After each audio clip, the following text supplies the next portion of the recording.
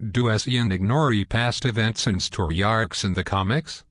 Well, in a way, I think he does. I mean, he does acknowledge certain events and story arcs in some issues, but I believe that's all he does. Why? Because he said himself that certain things were not to be, and will not be, as long as he was writing the comic.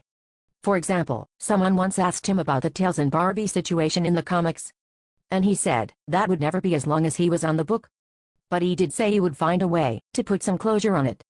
Now, as far as certain events in the comic goes, like I said, he does acknowledge them. Like recently in issue 212, when Sally mentioned to Monkey Kahn that she has to repair and try to salvage what's left of her and Sonic's relationship. I think Ian mentions in a yellow box in the panel that slap in 134 that Sally gave Sonic. He also acknowledged the slap in 134 in issue 187.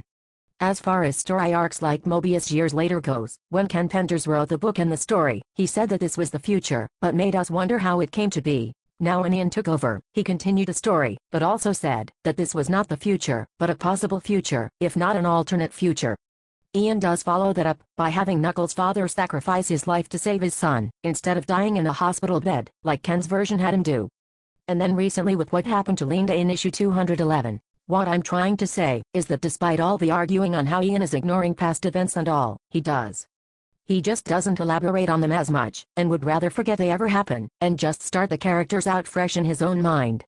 That's why I believe he does follow up on the stories that other writers did, to not only put his own spin on things, but to also put closure on them, so that they will never be mentioned again. And those are just my thoughts on it. Thank you. Hopefully Sonic fans now will have a better idea behind the comic story writing.